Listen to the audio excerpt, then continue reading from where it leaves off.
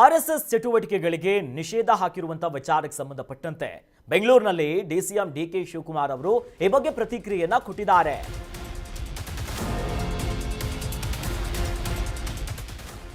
ಆರ್ಎಸ್ಎಸ್ಗೆ ಅಂಕುಶ ಹಾಕುವಂತಹ ವಿಚಾರಕ್ಕೆ ಸಂಬಂಧಪಟ್ಟಂತೆ ಬೆಂಗಳೂರಿನಲ್ಲಿ ಡಿಸಿಎಂ ಡಿಕೆ ಶಿವಕುಮಾರ್ ಈ ಬಗ್ಗೆ ರಿಯಾಕ್ಷನ್ ಅನ್ನ ಕೊಟ್ಟಿದ್ದಾರೆ. ಆರ್ಎಸ್ಎಸ್ಗೆ ನಾವೇನು ಕೂಡ ಹೊಸ ರೂಲ್ಸ್ ಅನ್ನು ಮಾಡಿಲ್ಲ, ನಾವು ಜೊತೆಯಲ್ಲಿ ಬಿಜೆಪಿ ಸರ್ಕಾರದಲ್ಲಿನ ಆದೇಶವನ್ನೇ ನಾವು ಹೊರಡಿಸಿದ್ದೀವಿ. ಶೆಟ್ಟರ್ ಸಿಎಂ ಆಗಿದ್ದಾಗ ಕೆಲಸ ವಿಚಾರವಾಗಿ ಆದೇಶವನ್ನ ಹೊರಡಿಸಿದ್ರು, ಜೊತೆಯಲ್ಲಿ ಮರು ಜಾರಿಯನ್ನು ನಾವು ಮಾಡಿದ್ದೇವೆ, ಅದೇ ಆದೇಶವನ್ನು ನಾವು ಇಟ್ಕೊಂಡಿದ್ದೀವಿ ಅಂತ ಬೆಂಗಳೂರಿನಲ್ಲಿ ಡಿಸಿಎಂ ಡಿಕೆ ಶಿವಕುಮಾರ್ ಸ್ಪಷ್ಟನೆಯನ್ನ ಕೊಟ್ಟಿದ್ದಾರೆ. ಅಂದ್ರೆ 2013ರ ಸಂದರ್ಭದಲ್ಲಿ ಜಗದೀಶ್ ಶೆಟ್ಟರ್ ಅವರು ಮುಖ್ಯಮಂತ್ರಿ ಆದಂತ ಸಂದರ್ಭದಲ್ಲಿ ಕೆಲ ನಿಯಮಗಳನ್ನ ತಂದಿದ್ರು, ನಾವು ಅದನ್ನೇ ಈಗ ಮರು ಜಾರಿ ಮಾಡ್ತಿದ್ದೀವಿ, ನಾವೇನ್ ಟಾರ್ಗೆಟ್ ಮಾಡ್ತಾ ಇಲ್ಲ.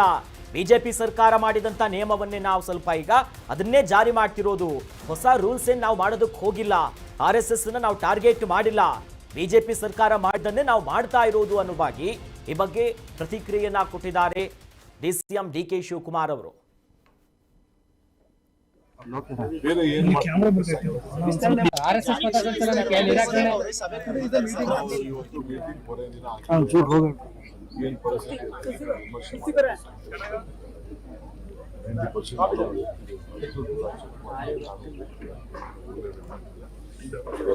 ನೀವು ಕೂಡ ಎಲ್ಲ ನಾವು ಇದನ್ನು ವೇಸ್ಟ್ ಮಾಡ್ತೀವಿ. ಆನ್ಲೈನ್ ಓಪನ್ ಇದೆ, ಆನ್ಲೈನ್ ಮಾಡೋದು 8 ದಿವಸ ಸಾಯಂಕಾಲ ಏನು ಮಾಡಬೇಕು, ಸ್ಕೂಲ್ ಸ್ಟಾರ್ಟ್ ಆಗೋದ್ರಿಂದ ಶಿಕ್ಷಣ ಮುಂದಕ್ಕೆ ಯಾವ ಶಿಕ್ಷಕರು ಉಪಯೋಗಿಸೋದು ಬೇರೆ ಏನು.